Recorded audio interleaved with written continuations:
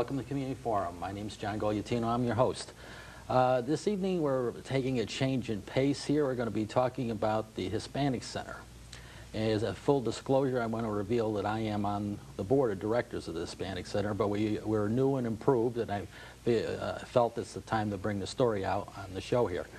So with me this evening I have Patsy, fellow board director. We have the executive director, Eva Colon, and we have Jeffrey. I'm sorry, he's a new board member. Forzano. Okay, sorry about that. I didn't write that down, folks. A little bit of background on each of us. You know, usually with people that tune into the show would like to have know a little bit about the people that are on the show. So Patsy, a little bit of how you came to the area, maybe a little your educational background, what you're doing, and how it led to the Hispanic Center. Sure. I was born in Argentina. My father was American, so I always had a foot in both worlds, as you say. I came to the U.S. in 1983, and I was in Argentina a teacher of English as a foreign language. And once we got here, I never thought I'd teach English as a foreign language in the U.S., but I discovered there was a great need for English as a second language, and I started doing that, and that got me involved with, of course, the Hispanic community and the bilingual program in the Danbury school system. I worked there for roughly nearly 15 years, ran the reception center, and was the teacher at Rogers Park, and got to understand the diversity within the Hispanic community, which is something that when you live in one of the Spanish-speaking countries you don't think about. Currently I'm working in the real estate field, but because while I was a teacher I got so much help from the Hispanic Center. We had programs that were run by the center, anti-drugs, alcohol prevention, etc. That once I retired from the school, I thought, well, this is my chance to give back, and that's what I'm doing now. Very good. Eva Colon, you're our new executive director. Could you give a little background for the purpose of introducing yourself to the masses out there, so to speak? Sure. Yes.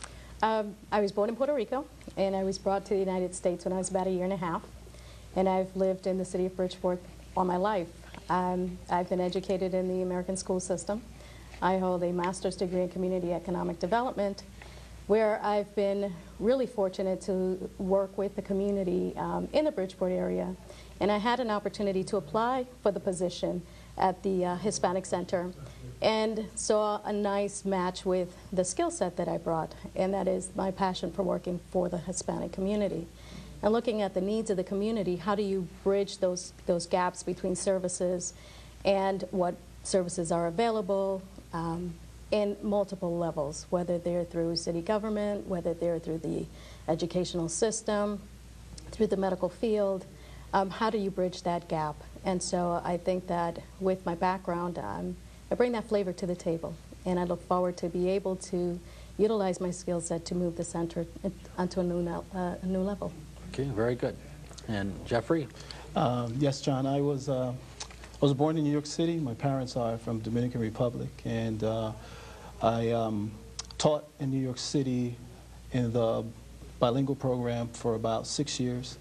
Then my wife and I decided to venture out of the city, and we were interviewed, and I came here to Danbury, and actually I took over the position that Patsy had at Rogers Park Middle School, where I've been the bilingual teacher there for now going on 4 years.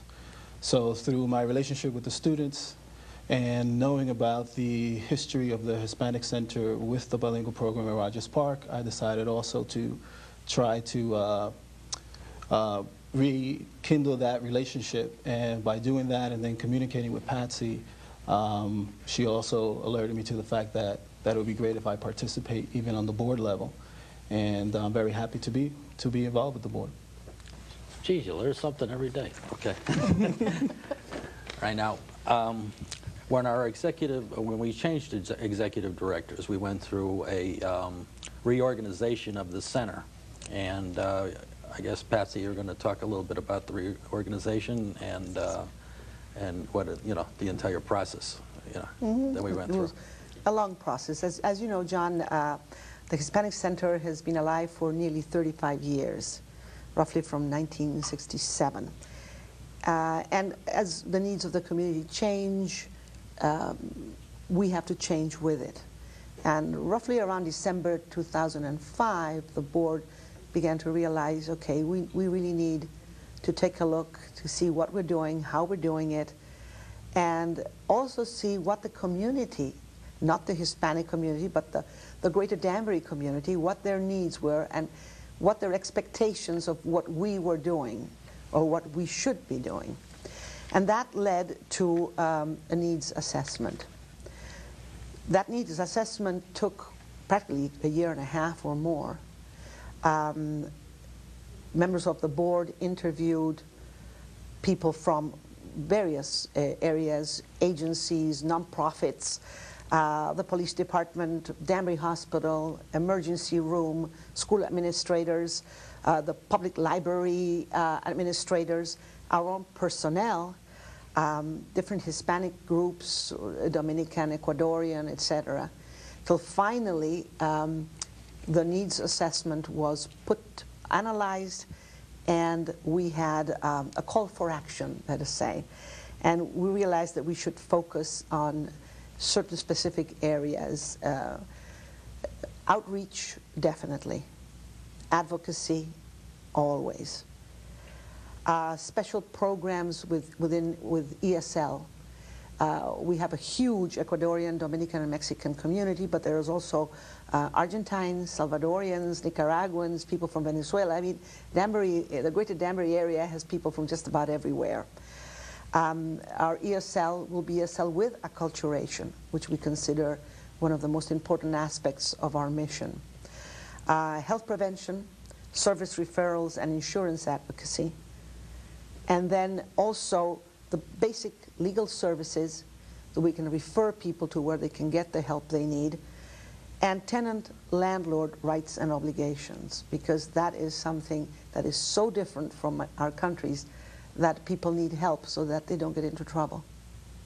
Right, so most of that is like a referral basis when these advocacies, in other words, when we talk about legalities, we're just taking the general information and then we decide whether or not we're going to send it to Attorney Smith or Jones or whatever. Correct. They might need somebody that can help them out with real estate or with immigration or with family issues, and we know where we can send them. Mm-hmm. And by acculturation, you mean we teach them the American way, even though the people progress at different levels. In other words, it might take, like my mother, it took 25 years, but it might, from an Italian background, that in this case, but I mean, it might take, some people can learn in 5 years, and some people do take 25 years before they're completely Americanized, but no one's ever completely Americanized. No. You always have the background of where you came from. But as acculturating doesn't mean losing your roots. It just allows immigrants to understand the do's and the don'ts.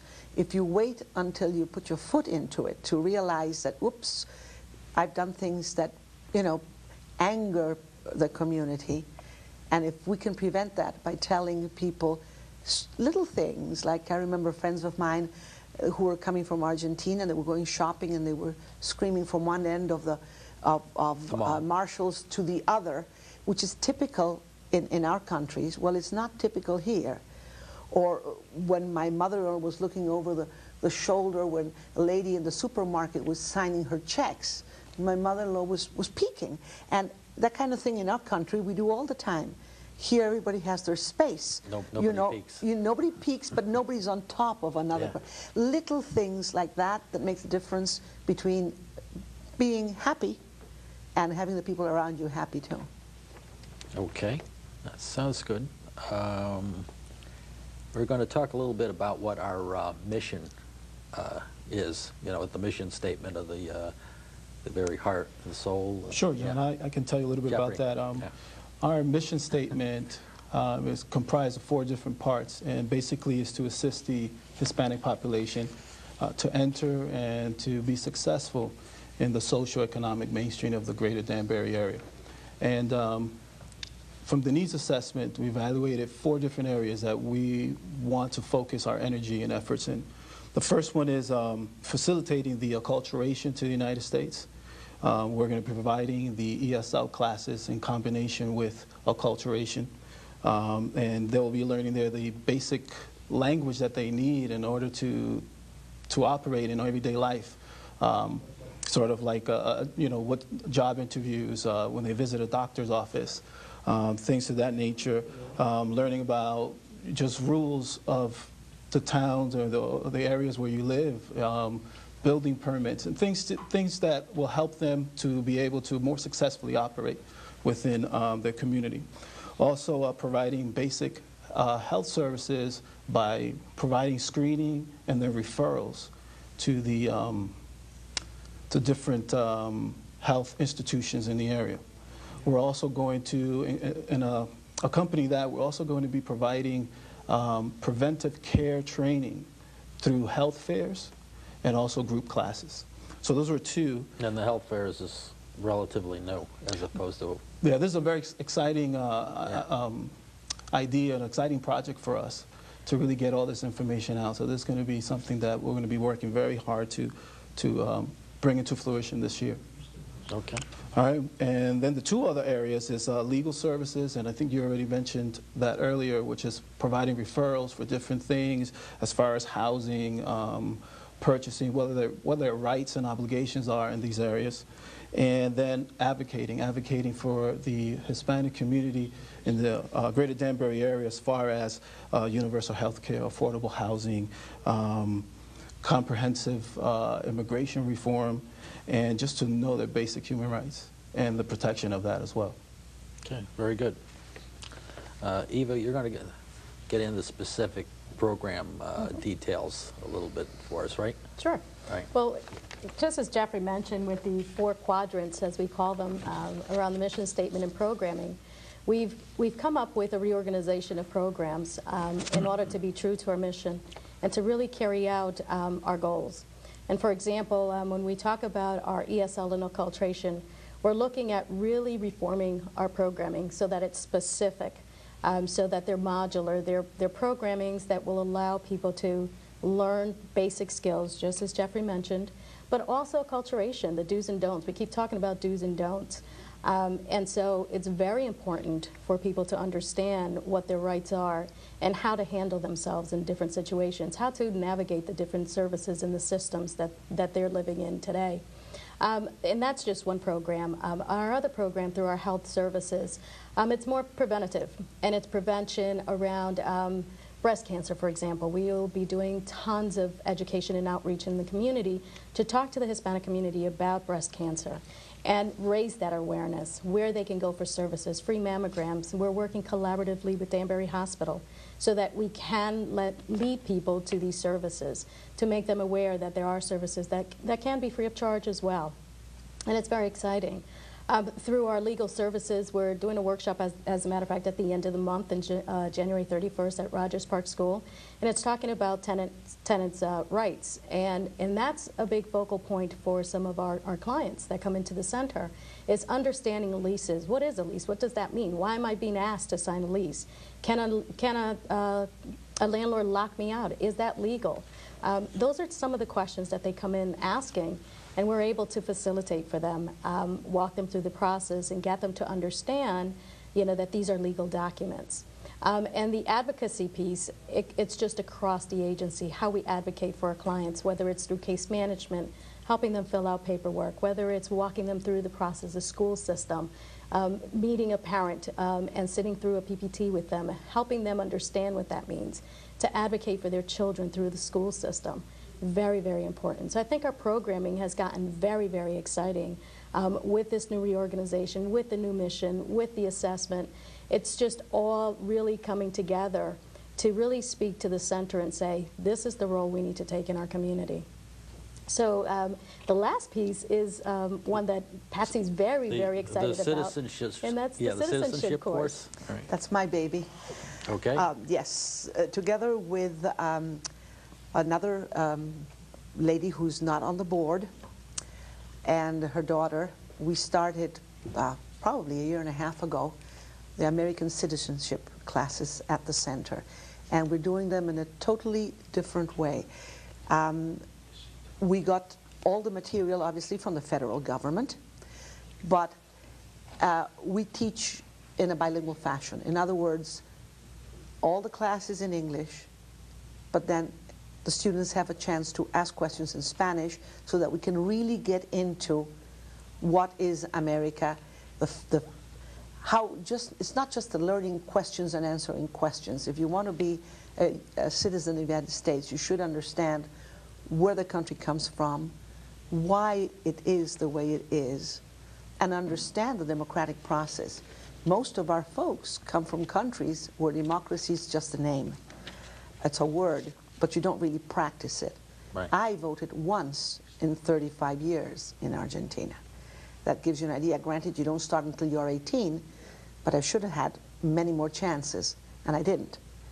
So to understand how important your vote is, you need to be able to speak to the people in ways that they really understand and can ask questions and get involved. And they're fascinated. The need to become a citizen is augmented when they understand what they're becoming part of. We've had, so far, classes of up to 15 students, and 4 of them, you know, it takes time to be, they come to us when they have already everything set, but they haven't been called in, they don't have a date yet for the test or exam for citizenship. So sometimes they have to wait 2 more months, 3 months, 4 months. But so far, every single one of our students that took the test is now a U.S. citizen. How long does it take on average for the process? Is it a 2-month course? I didn't get that. You know, it depends if we're doing it twice a week or once a week. We like to do it twice a week, and we usually do 5-6 weeks. But once we're done, our students know that they're supposed to call us when they get told the date of the exam. So the 3 of us get together and we do a review, individual class, so that they can review everything again and answer questions so that they go in. We teach them how to introduce themselves, how to dress for this, how to say if they don't understand a question, I'm sorry, could you ask that question again? Because they're all so frightened that they're going to not pass. And it's worked magnificently, I must say. And we teach them usually spring and fall in the evenings. We're going to, you know, if we have more volunteers and we can handle it, we'll try to do more. What's the average size class? 15. 15? Yeah. We usually start with 20, Yeah. but it boils down to 15 when they realize it's rigorous. They have homework. We do not only the history of the United States, also the civics part. And just a little side note, the young girl who was helping us was in high school age, and she's now been accepted in Harvard. And one of the things that she presented as part of the public service that she does was the American citizenship courses that she prepared. She prepared all the history part and all the civics. She would teach it in English. And I obviously, with her mother, would do the translation in Spanish. It's exciting. We have fun. Very good. Now we're going to talk a little bit about where the funding comes. Eva, will you give us a little bit of a highlight on where the funding comes for the center? The center has a diverse stream of funding. We get city funding from the city of Danbury. We get foundation money. We get corporation money. The majority of the money comes through grant writing. We have to grant write. We also have a few events a year that we do that also raise funds for the operating costs of the programs. And we also have a small section of our programming that's fee-for-service, and that brings in some income as well for the operating budget for the agency. Okay. And the board of directors, a little bit of information about the board of directors. Sure. The number of board members that were authorized were down right now, but we are working on getting new members, and it's a you know, anybody It's a out there that's process. interested could contact us if they're interested in serving on the board. But a little bit about the board, you know, where we come from. And The board members are both, we have Hispanics and non-Hispanic members.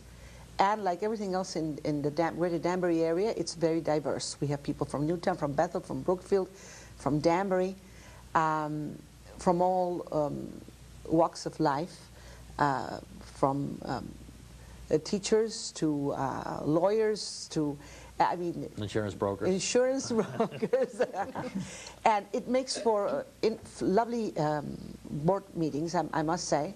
And interesting ones. Very interesting Yes. ones, and we have our committees, and you know, we're this moment we have 11 members, but we have 2 that have to be sworn in. Right. So we So move technically, around. we say we're up to 13. Yes, Yeah. yes. They're just not official yet. Not yet. Okay. Never ask a question, and we didn't do these questions till tonight, I got to say. So never ask a question you don't know the answer to, but I think by now we've redone the website. So do we have a website that's up? Not yet. Okay. Not I've yet. asked a question I didn't know. Okay. Not yet. The website has been We're working on one. Okay. revamped, and we're just about ready to launch it by the end of the week. Okay. Well, I should have known that question, but I got caught again. And telephone number, if anybody has any questions, let's interject that at this point also. Absolutely. If anyone has any questions, they can call 203-798-2855. That's the main number to the agency.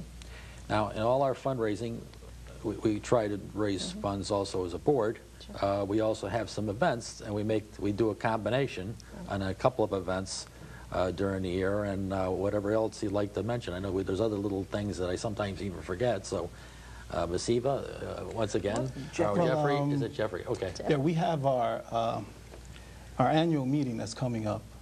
That's going to be in February the 13th at Chuck Steakhouse from 6 to 7:30.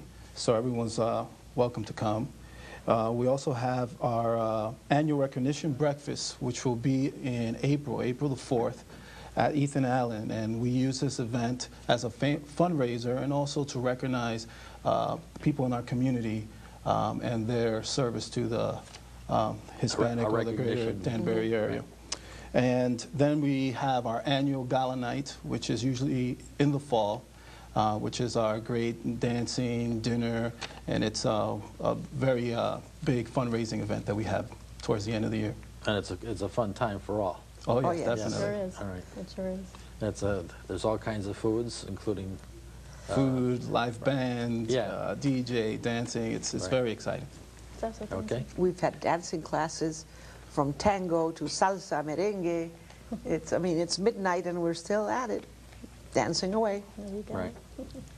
That's our cultural things that we try Yes. to do, That's right. and we're working on future directions. Do we have any future directions? We don't have that down on the list here, but I thought maybe I'd throw that out.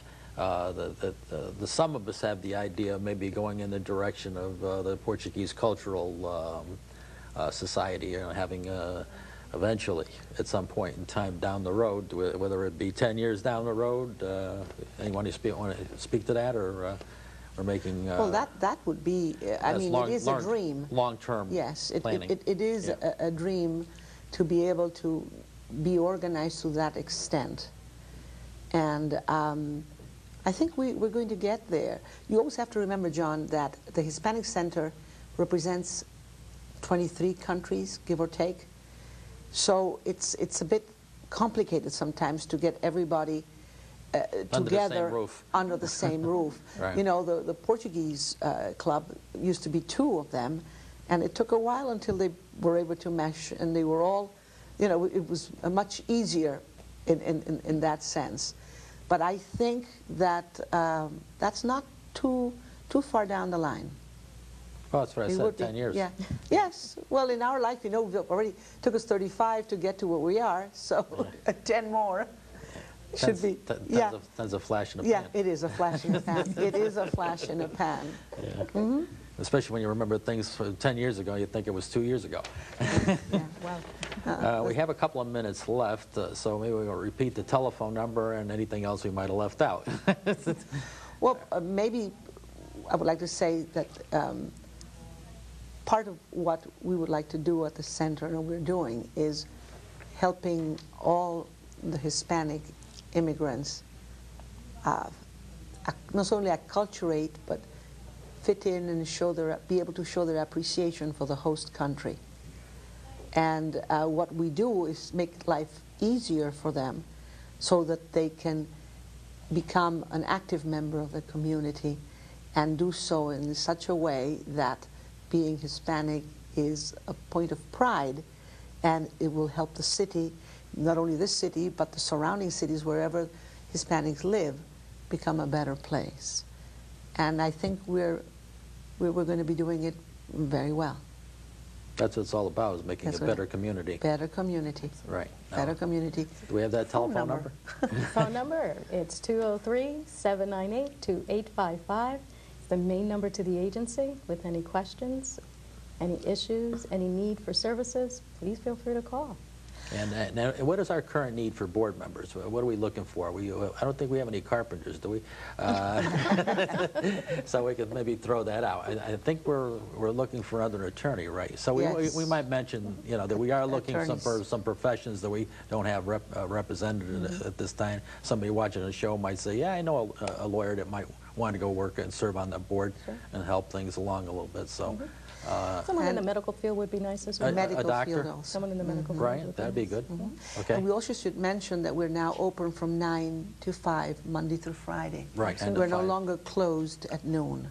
Right. And that was a change also that allows people during their lunch break to be able to come in if they need help. All right. Well, believe it or not, the time is up. They're starting to wave to me, which means get going. So I want to thank you for coming on the show. Thank you. I want to Thank thank you. the viewers for tuning in the Community Forum. Tune in next week, same time, same station. We'll have another interesting program. Good night for now. We'll see you then.